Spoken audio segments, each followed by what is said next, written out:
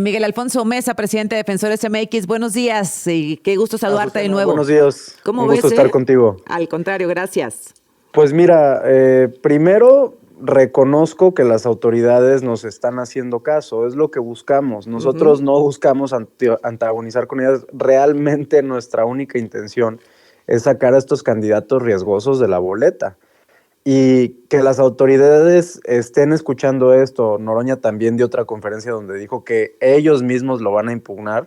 Pues lo agradecemos porque la verdad éramos los ciudadanos peleándonos solos con Goliat, ¿no? En algunos casos incluso poniendo en riesgo pues nuestra integridad, como en el caso del fiscal del terror Francisco Herrera Franco. Entonces, lo primero es eso, un reconocimiento a que quieran corregir la plana.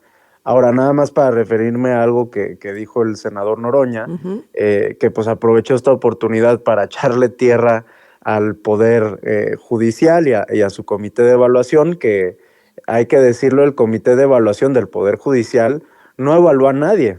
Exacto. Simplemente recibió perfiles, pero renunció a evaluarlos porque dijo, esto es una farsa, nosotros no podemos evaluar a ninguna de estas personas con este procedimiento y además la elección judicial está suspendida. Pero bueno, aún considerando eso, los candidatos relacionados con el crimen organizado que nosotros hemos detectado, que hemos denunciado aquí contigo porque nos has abierto el espacio, la mayoría los aprobó el Comité del Poder Legislativo. Es decir, el fiscal del terror de Francisco Herrera Franco lo aprobó el Comité del Poder Legislativo. Nicolino Canjiamila, que está acusado de haber encubierto un feminicidio en una prisión, lo aprobó el Comité Legislativo. Correcto. Jesús Humberto Padilla Briones, que fue detenido con 15 bolsas de cristal y un arma de fuego, el Poder Legislativo. Andrés Montoya, acusado de la desaparición de un periodista, lo aprobó el Poder Legislativo. Sí. El único de todos estos relacionados con el crimen organizado que aprobó otro poder fue Fernando Escamilla Villarreal, el abogado del Z40 y del Chelelo, y él lo ¿El aprobó. ejecutivo o quién? El ejecutivo, sí, el ejecutivo, ni siquiera fue el judicial, ¿no? Entonces, bueno, también para que quede claro que donde al parecer hubo menos filtros fue en el comité del Poder Legislativo. También ahí están la mayoría de los candidatos de la Luz del Mundo, también ahí están algunos de los acusados de abuso sexual. Entonces, digo, sí hay que poner la lupa en donde fallaron las cosas y la verdad, quien tuvo el peor procedimiento de evaluación fue el Poder Legislativo. Oye, también veo y recuerdo que denunciaste aquí a Silvia Rocío Delgado García, abogada del Chapo Guzmán.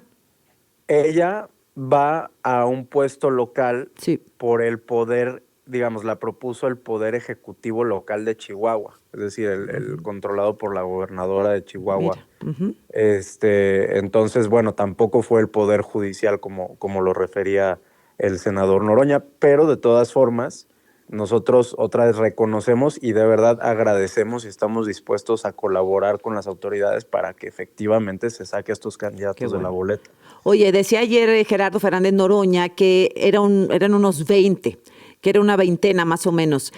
¿Coincide con los números, con la lista que ustedes han armado de estos candidatos con riesgo en semáforo rojo? Bueno, es que ellos también se refieren a otra cosa y también puede ser uno de los riesgos de este tipo de decisiones de sacar a los candidatos, ¿no? También tiene el riesgo de sacar a candidatos que pues ellos no quieren o que quieren linchar simplemente para echarles culpas, ¿no? Pues sí. Hay muchos jueces en funciones en materia penal que por errores de las fiscalías han otorgado amparos a personas que están acusadas de todo tipo de delitos, ¿no? Está, por ejemplo, el juez Samuel Ventura, que él resolvió varios de los juicios de Ayotzinapa y resolvió la liberación de los militares, pero esto se debió a que la fiscalía no había aportado pruebas, a que todo el expediente estaba mal hecho, no a que el juez sea un encubridor, pues él no puede sentenciar a alguien cuando no hay pruebas firmes en su contra, ¿no? Correcto. Entonces, sí, eso me decía ayer, no, pues ¿por qué no hablan de los jueces que han dado amparos a tal y cual? A ver, pues estamos hablando de esto, ¿verdad? Porque lo demás pues también puede ser peligroso, como bien dices.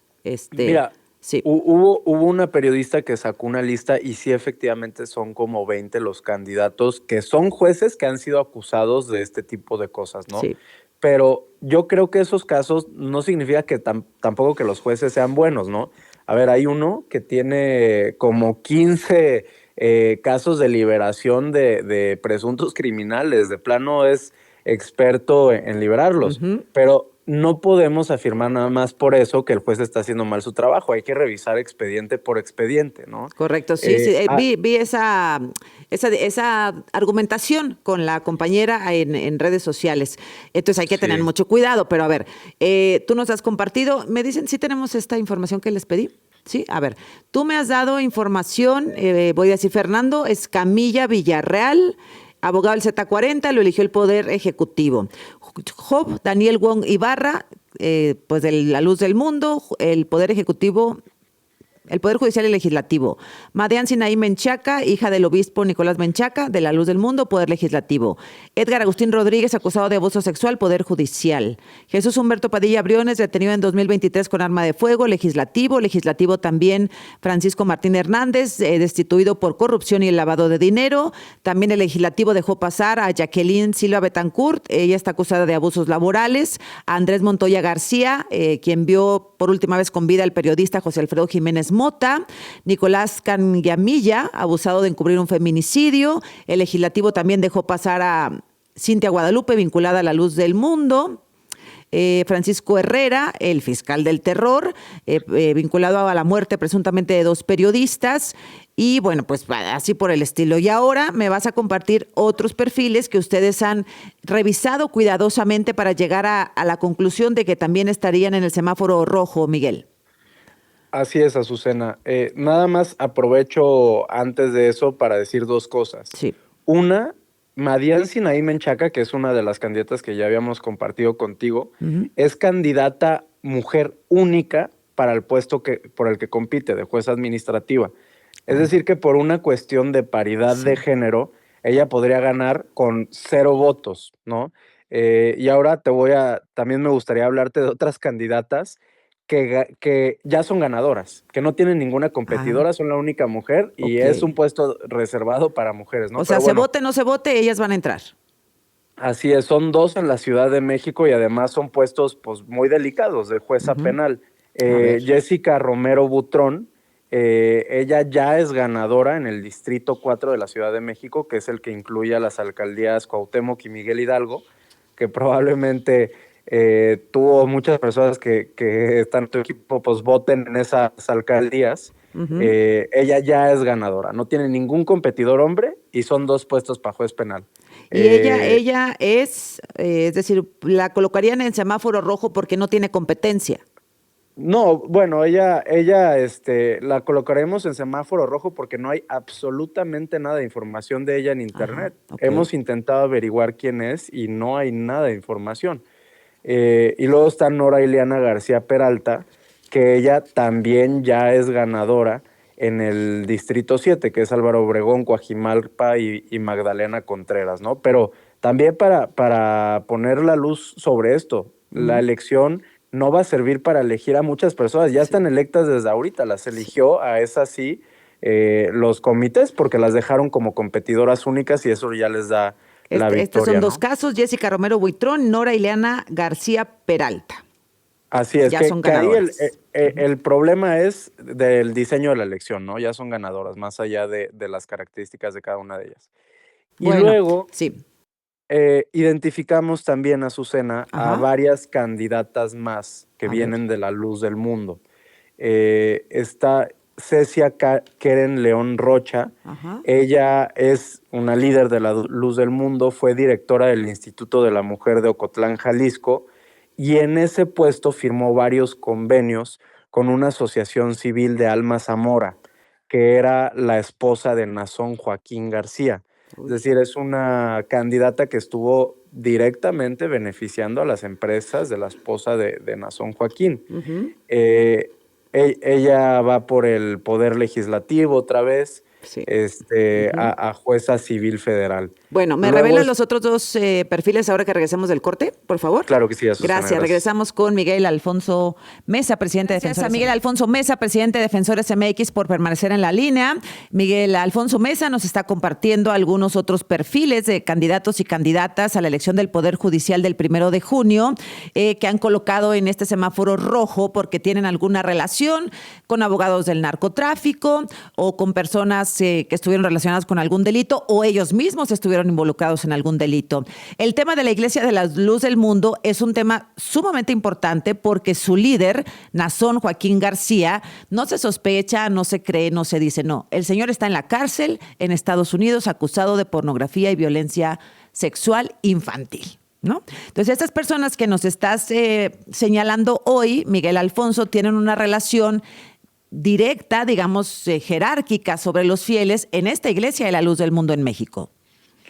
Así es, Azucena. Junto con las víctimas hemos estado investigando a estos candidatos relacionados con la Luz del Mundo. Ya había 4 publicados. Hoy contigo sacamos en exclusiva otras 3. La primera te comentaba Cecia Keren, que en un puesto municipal le dio contratos y convenios a la esposa de Nazón Joaquín, a una de sus asociaciones. La segunda es Karina Sánchez Ruiz. Ella fue presidenta de la APEM, que es una asociación que utiliza la Luz del Mundo para hacer toda su operación política y económica. Ella fue presidenta de esta asociación en el estado de Oaxaca y también fue diputada federal. Y cuando estuvo como diputada federal, le gestionó y le entregó varios reconocimientos a Nazón Joaquín en la Cámara de Diputados, que bien comentabas que ahora está en prisión en Estados Unidos. Y la tercera nueva de la Luz del Mundo que hemos detectado es Elusay Rafael Aguilar.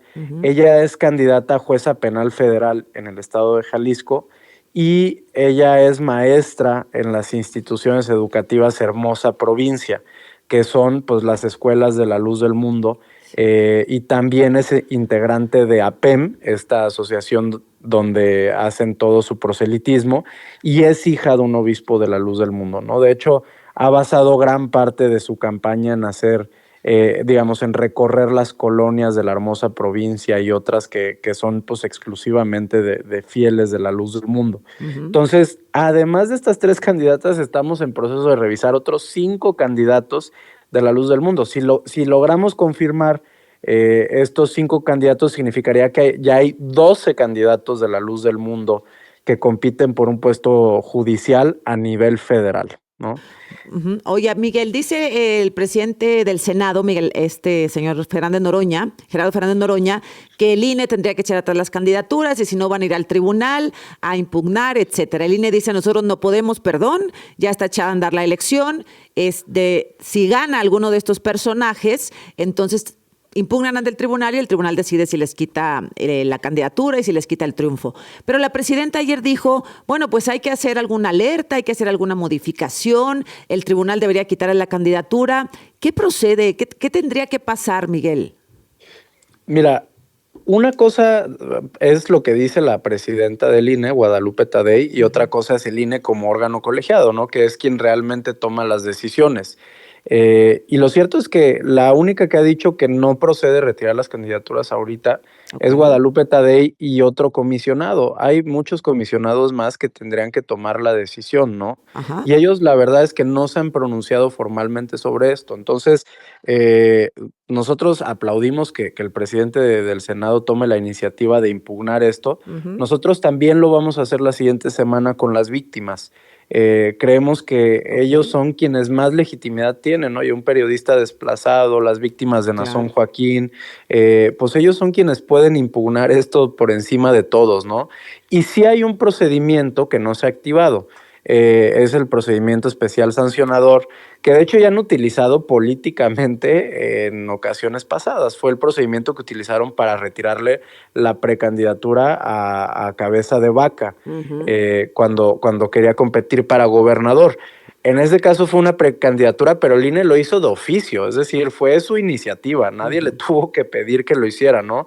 Entonces, lo que nosotros advertimos es que realmente esto no se trata de interpretaciones jurídicas, porque la ley lo permite, se trata de voluntad política. Entonces, hay que pues pasarle la bolita al INE para que lo resuelva.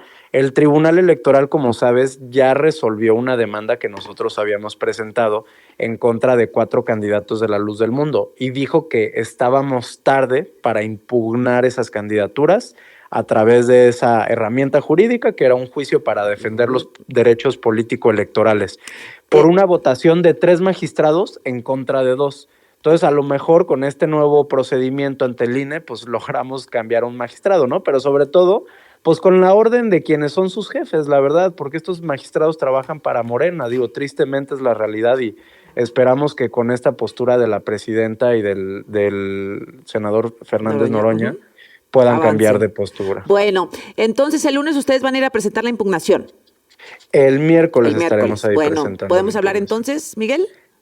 Claro que sí, Azucena, con mucho gusto. Gracias por compartir esta información que obviamente vamos a publicar y a compartir también. Gracias, Miguel Alfonso Mesa, presidente de Defensores MX. Buen día. Buen día, un gusto estar contigo, Azucena. Gracias.